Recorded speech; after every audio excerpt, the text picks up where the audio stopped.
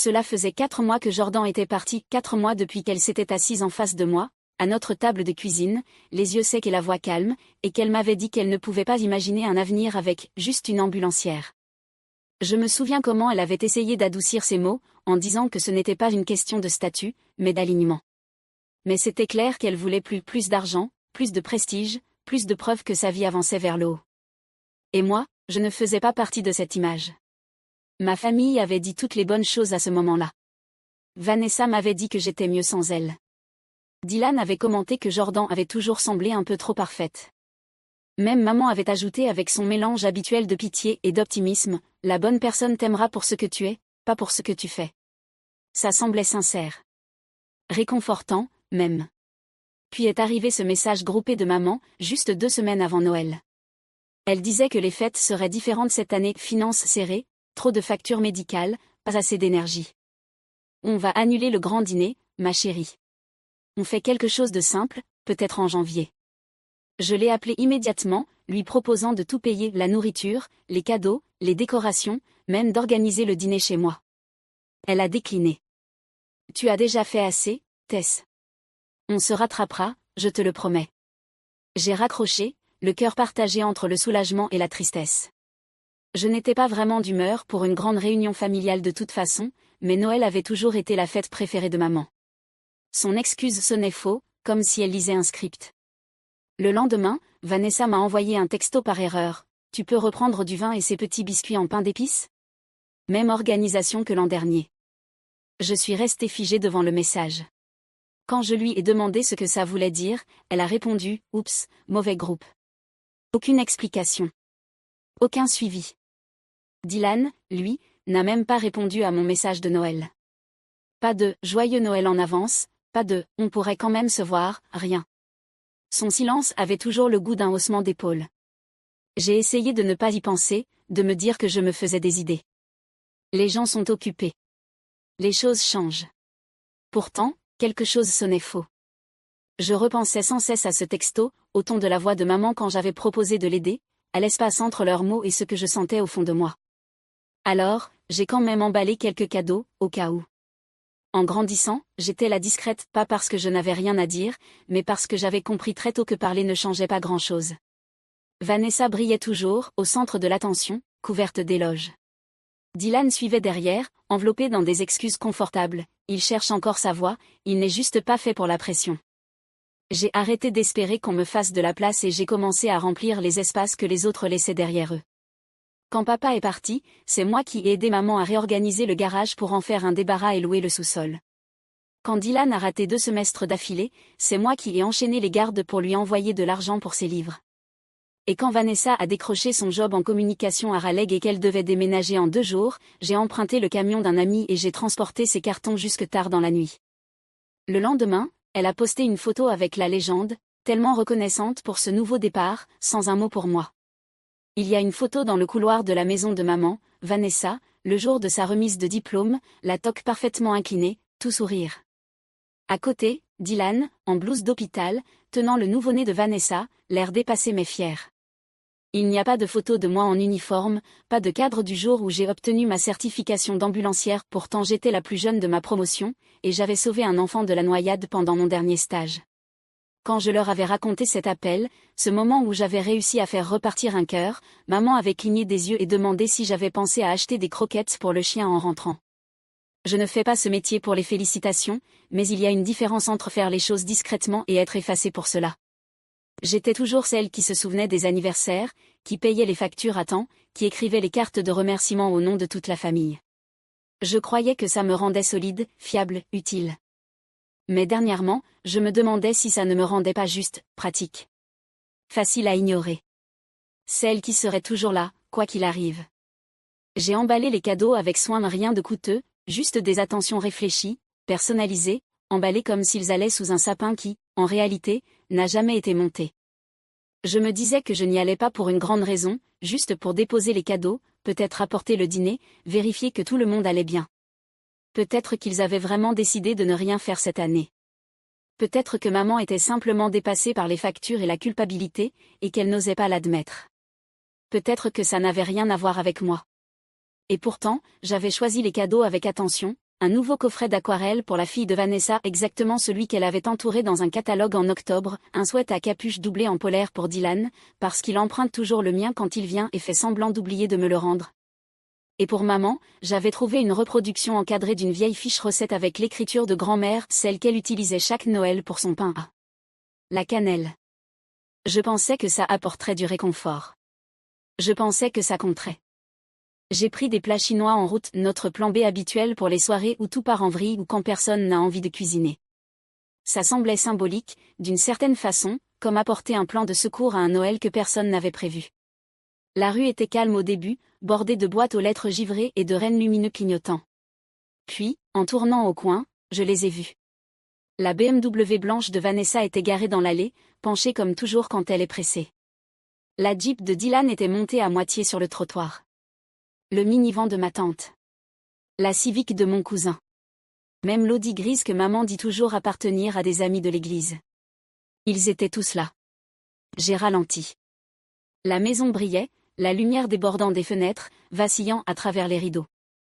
À l'intérieur, des ombres bougeaient, des silhouettes passaient des plats, quelqu'un riait. Une couronne décorait la porte d'entrée. Les marches étaient déneigées. Je l'ai senti dans ma poitrine avant même que mon cerveau réalise, ce n'était pas une coïncidence. Ce n'était pas un malentendu. C'était une fête, sans moi. J'ai coupé le moteur, assise dans le noir, les boîtes de nourriture refroidissant sur le siège à côté de moi, et j'ai essayé de respirer malgré la boule dans ma gorge.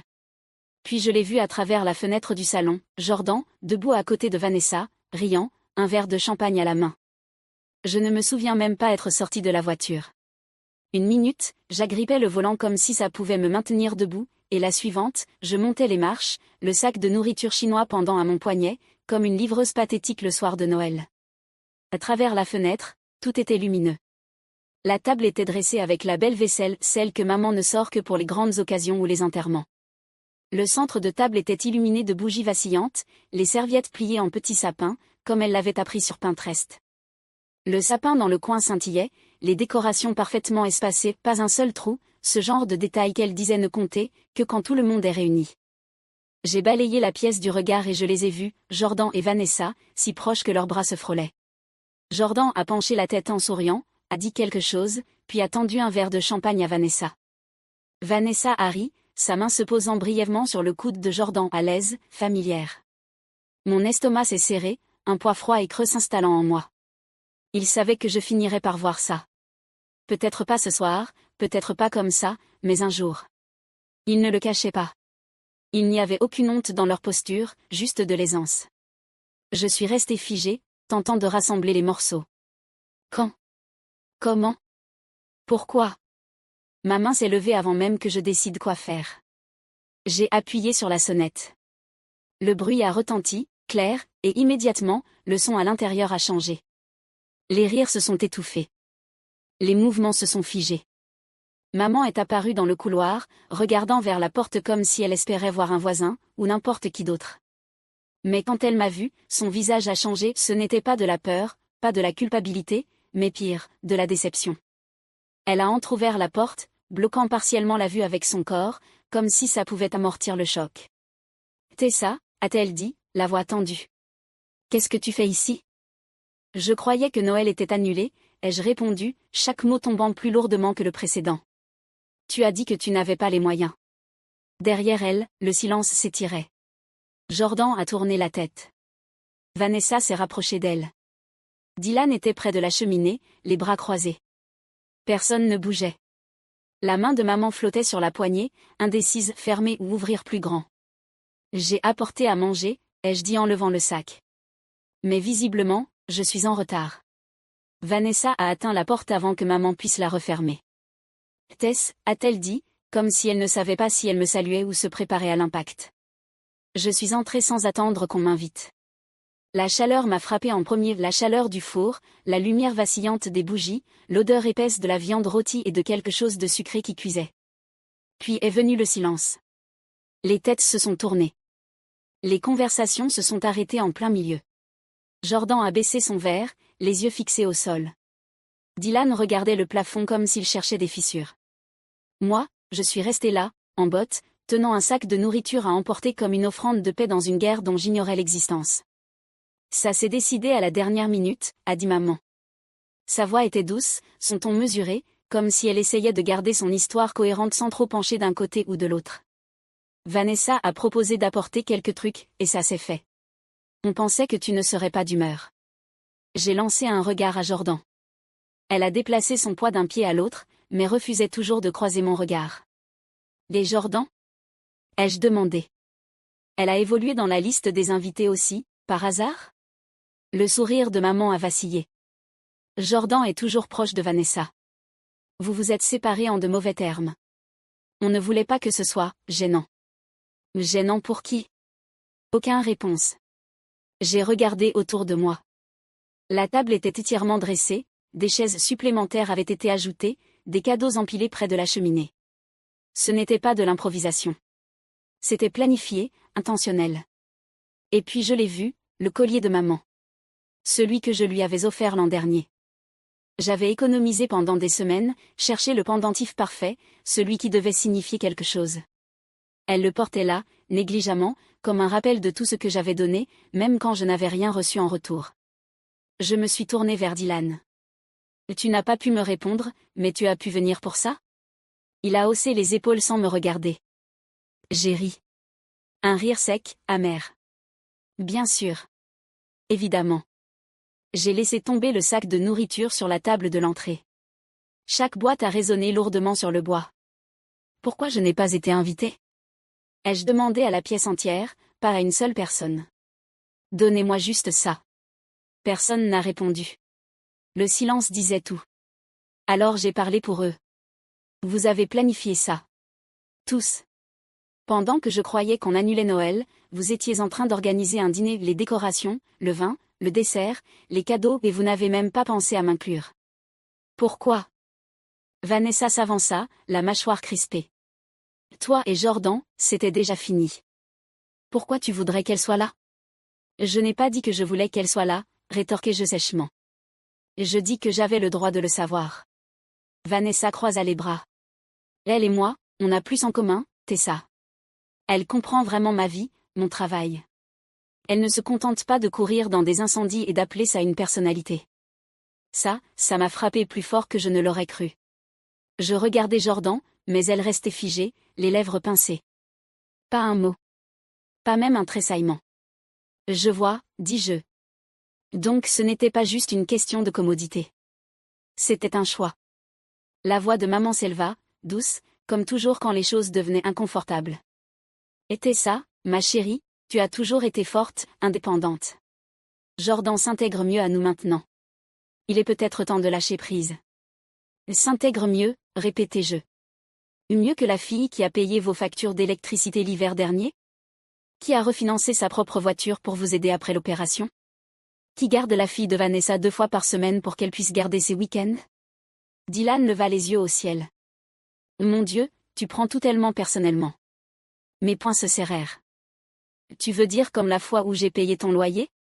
Ou quand tu m'as appelé en pleurant à 2 heures du matin parce que tu avais perdu ton boulot, et que je t'ai envoyé toutes mes économies ? La pièce retomba dans un silence glacé, tendu comme un fil prêt à casser. Personne ne soutint mon regard. Un verre échappa des mains de quelqu'un, je ne saurais même pas dire qui, et se brisa sur le parquet. Personne ne bougea pour le ramasser. Je fis un pas vers la porte. Mon sac était toujours là, intact. La nourriture à l'intérieur désormais froide.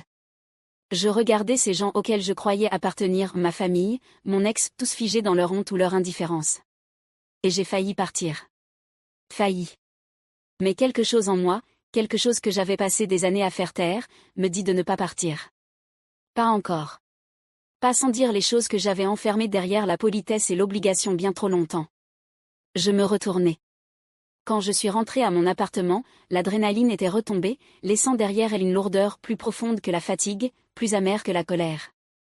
J'ai laissé tomber mes clés sur le comptoir, retiré mes chaussures, et je me suis assise en silence. Pas de musique, pas de télé, juste le son de ma propre respiration, trop fort dans un espace qui, pour la première fois, me semblait vraiment être le mien. J'ai sorti mon téléphone et tapé le message rapidement, sans mise en scène, sans explication. Vous avez annulé Noël, mais gardez les cadeaux, l'aide et le silence. Ne m'appelez pas, débrouillez-vous. J'ai appuyé sur « Envoyer » et, pour la première fois depuis des années, je me fichais complètement de ce qu'ils pouvaient penser de moi. Je me suis connecté à tous les comptes auxquels ils avaient accès, cartes de crédit, factures communes, contacts d'urgence, et je les ai supprimés un par un. Dylan n'avait plus accès à mon Amazon Prime. Le calendrier de babysitting de Vanessa a été supprimé. J'ai changé mon contact d'urgence, passant de maman à ma meilleure amie Jen, c'était elle, et pas ma famille, qui était venue me chercher aux urgences l'an dernier quand je m'étais déchiré un tendon au travail. Pas la famille. Jen. Ensuite, direction l'application bancaire. J'ai annulé le virement automatique de $300 par mois que j'envoyais pour les factures de maman. Ce montant avait discrètement augmenté au fil des ans, en commençant par un « juste pour un petit moment » qui n'avait jamais pris fin. Je m'étais toujours dit que c'était la bonne chose à faire, par amour. Mais je n'étais plus certaine que l'amour devait coûter aussi cher. J'ai parcouru mes contacts et bloqué tous les numéros sauf celui de maman. Je ne me faisais pas encore assez confiance pour la couper complètement, pas tout de suite. Il restait une petite part de moi qui espérait qu'elle appellerait avec quelque chose de vrai, quelque chose d'autre que de la culpabilité ou du déni. Mais je ne retenais plus mon souffle. L'appartement était silencieux, mais pas d'un silence pesant. Un silence nouveau. Vide d'une façon qui laissait de la place, pas de la douleur. Pour une fois, je n'étais pas en train d'anticiper un appel, une faveur ou un message déguisé en demande d'argent. Je me suis recroquevillée sur le canapé avec la couverture que ma grand-mère avait crochetée des années plus tôt. Elle était la seule à m'avoir toujours regardée en me voyant entière, pas comme un rôle, pas comme une ressource. J'ai éteint la lampe et laissé l'obscurité s'installer. Les messages sont arrivés lentement, d'abord. Un texto de Jordan, 2 semaines après le dîner. Je ne m'attendais pas à te voir ce soir-là. Je suis désolée si ça t'a blessé. Je n'ai pas répondu. Une semaine plus tard, un autre. Nous n'avons jamais voulu que ça se passe comme ça. Toujours la même rengaine, non? Comme ça, comme si la trahison avait été un problème d'emploi du temps. Ensuite, un mail de Vanessa. Objet, on peut parler? À l'intérieur, un flot de mots prétendant être des excuses. Je suis désolée que tu te sois senti exclu. Ce n'était pas personnel. Tu as toujours été si intense avec les choses. Comme si le problème, c'était ma réaction, pas leur choix. Puis Dylan. Pas de préambule, juste. Tu crois que tu pourrais m'aider pour le loyer ce mois-ci?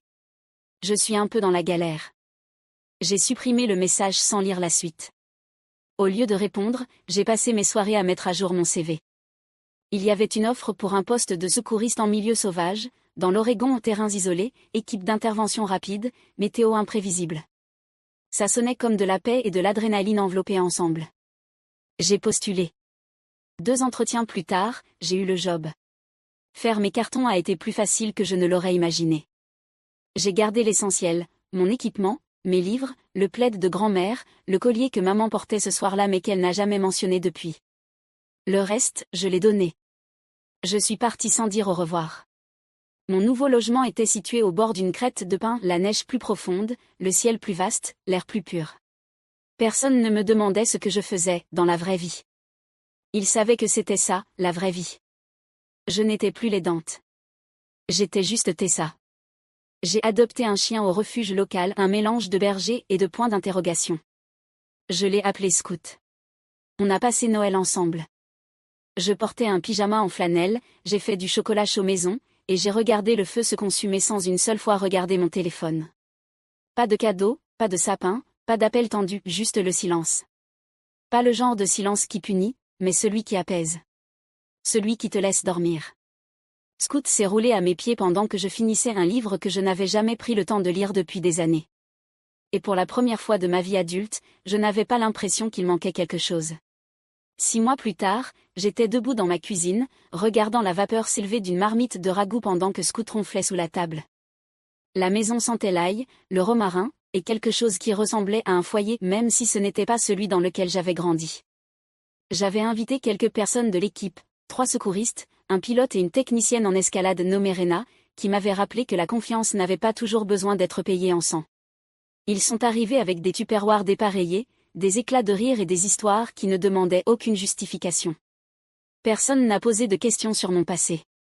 Ils ont juste passé le pain en demandant si j'avais déjà vu le lever de soleil sur East Ridge. Au-dessus de la cheminée, il y avait une petite photo encadrée de moi, de Scout et de la montagne derrière nous, le ciel peint en orange et en or. Je l'avais prise avec le minuteur un matin avant une mission. Je n'avais pas l'air apprêté. J'avais l'air éveillé. Papa appelait de temps en temps. Il n'insistait jamais, juste pour prendre des nouvelles, dire qu'il était désolé encore, qu'il essayait d'être meilleur maintenant. Maintenant que le bruit s'était tu, je le croyais un peu plus chaque fois que je décrochais.